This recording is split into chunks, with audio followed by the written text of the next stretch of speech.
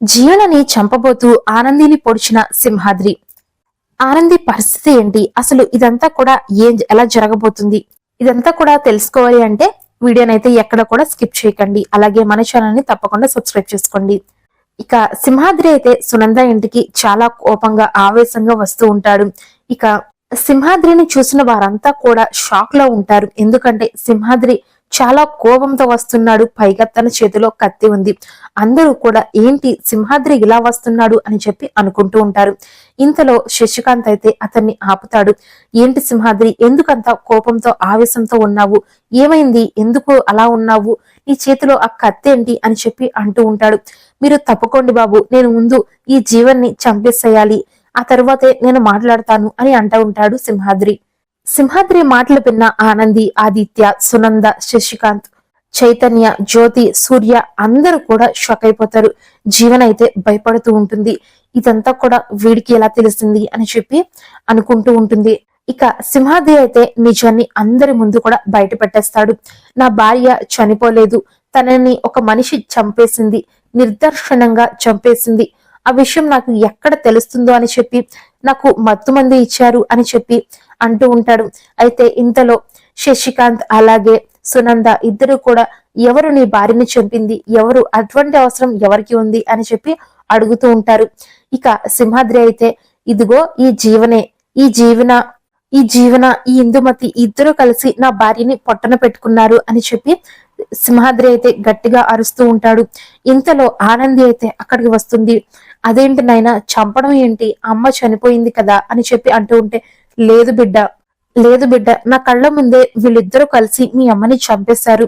నేను ఎక్కడ అడ్డుపడతానో అని చెప్పి నాకు మత్తి ఇచ్చారు. నేను లెగలేని పరిస్థితిలో ఉండిపోయాను. నాకు అదంతా కూడా ఇప్పుడే జ్ఞాపకం వచ్చింది. తీరా చూస్తే నా భార్యని పొట్టన పెట్టుకున్నారు వీళ్ళు అని చెప్పి సింహాద్రి అంటూ ఉంటాడు. ఇక అందరూ కూడా షాక్ అయిపోతారు సింహాద్రి మాటలకి. ఇతను చెప్పేది నిజమా అబద్ధమా, ఎందుకంటే జీవన వీళ్ళు ఇద్దరు కలిసి తనని ఎందుకు చంపుతారు, జీవన అంతటి దుర్మార్గురాల, అలా చంపాల్సిన అవసరం వీళ్ళకేంటి అని చెప్పి 4 రకాలుగా ఆలోచిస్తూ వాళ్ళంతా కూడా షాక్ లో ఉండిపోతారు. కానీ చైతన్యకు మాత్రం జీవన గురించి మొత్తం తెలుసు. జీవన దాని బుద్ధి ఎటువంటిది అనేది చైతన్యకైతే బాగా తెలుసు.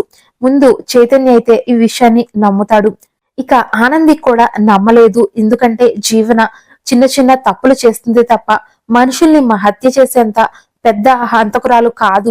ఇదంతా కూడా పొరపాటు పడుతున్నావేమో నాన్న అని చెప్పి ఇక ఆనంది అయితే అంటూ ఉంటుంది.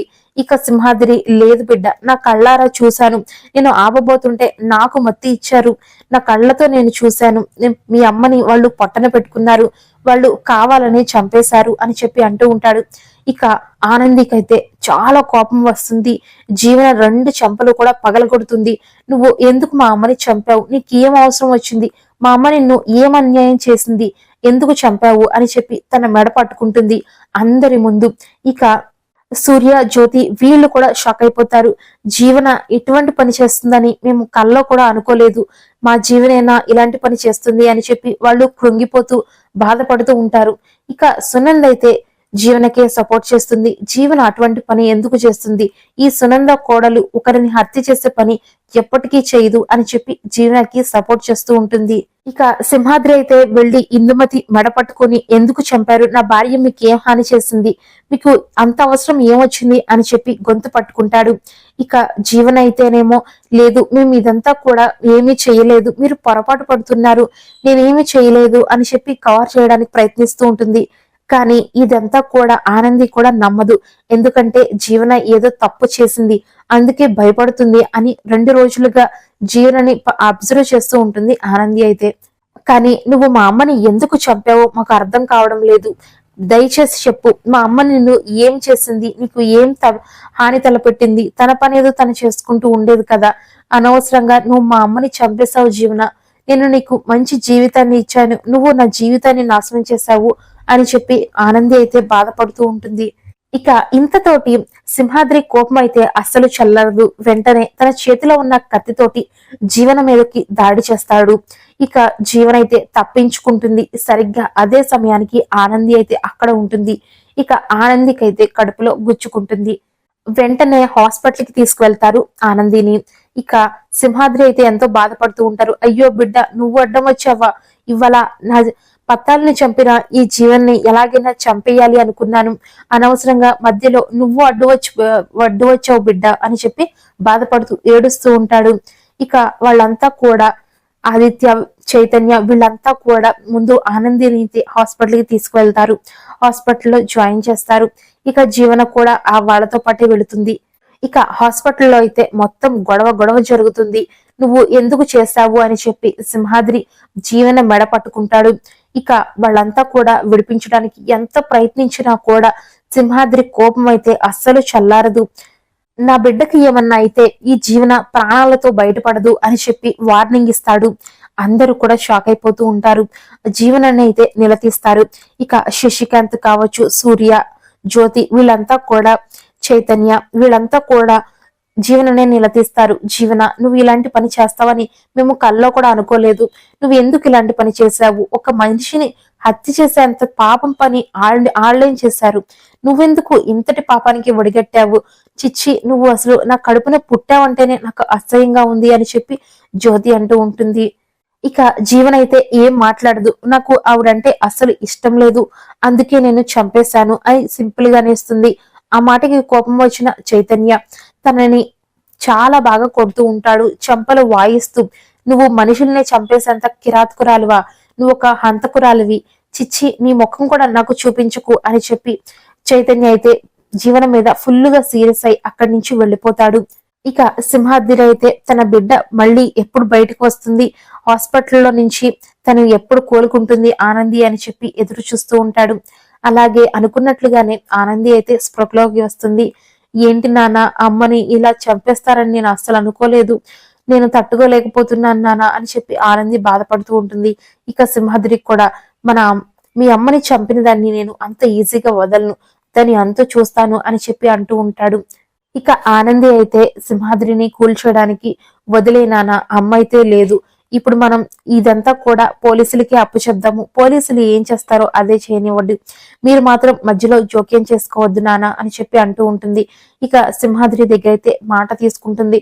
నువ్వు జీవన జోలికి వెళ్ళను అని నాకు ప్రామిస్ చేయని చెప్పి మాట తీసుకుంటుంది.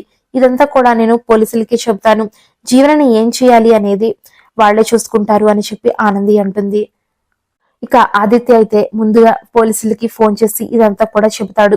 ఇందులో నిజాలు ఎంతవరకు ఉన్నాయని మాకు తెలియదు, వీళ్ళంతా కూడా మా ఫ్యామిలీ మెంబర్స్, మాకు కావాల్సిన వాళ్ళు, కానీ తప్పు చేసిన వారిని మాత్రం మేము అస్సలు క్షమించము అని చెప్పి ఆదిత్య అయితే పోలీసులకి ఫోన్ చేసి చెప్తూ ఉంటాడు. ఇక పోలీసులు అయితే హాస్పిటల్కి వస్తారు. ముందుగా ఎంక్వైరీ చెయ్యాలి అని చెప్పి జీవనని అలాగే ఇందిరమ్మని ఇద్దరిని కూడా తీసుకెళ్తారు. ఇక సునంద అయితే ఫుల్లుగా సీరియస్ అవుతుంది ఆదిత్య మీద. ఏం చేస్తున్నావు? మన ఇంటి పరువుని నువ్వు బజారుకి ఏడుస్తావా? ఏంట్రా నువ్వు చేసేది అది అని చెప్పి అంటూ ఉంటుంది. ఇక ఆదిత్య అయితే, అమ్మ, తప్పు ఎక్కడ జరిగిందో తెలియదు, ఎవరు చేశారో తెలియదు, నిజాలు తెలియాలి అంటే పోలీసులే సరైన మార్గం, నువ్వు సైలెంట్ గా ఉండమ్మా, వాళ్ళ పని వాళ్ళు చేస్తారు, హంతకులు ఎవరైనా సరే వారికి శిక్ష అనేది తప్పకుండా పడాలమ్మా అని చెప్పి ఆదిత్య అంటూ ఉంటాడు. ఇక ఆనందిని చూడడానికి అందరూ కూడా లోపలికి వెళ్తారు. ఆనంది అయితే ఆలోచిస్తూ ఉంటుంది. జీవన ఇంతటి పాప పనికి ఎందుకు ఒడిగట్టింది? మా అమ్మని చంపాల్సిన అవసరం జీవనకి ఏముంది అని చెప్పి ఆలోచిస్తూ ఉండగా ఆలోచిస్తూ ఉండగా ఆనందికైతే అనిపిస్తుంది, అమ్మకి నిజం తెలిసింది, నా తల్లిదండ్రులు ఎవరో తెలిసింది, ఈ విషయం జీవనకి, ఆ ఇందుమతికి కూడా తెలుసు, కాబట్టి అందుకే చంపేసి ఉండొచ్చా అని చెప్పి అనుకుంటూ ఉంటుంది. ఇక జీవన చేసినటువంటి తప్పు రుజువవుతుందా? పోలీసులు దాన్ని కనిపెడతారా? లేదంటే జీవన దాన్ని ఏదైనా కనికట్టుగా చేసి తప్పించుకుని వస్తుందా? సింహాద్రి ఒకవేళ తప్పించుకు వచ్చిన జీవనాన్ని వదులుతాడా?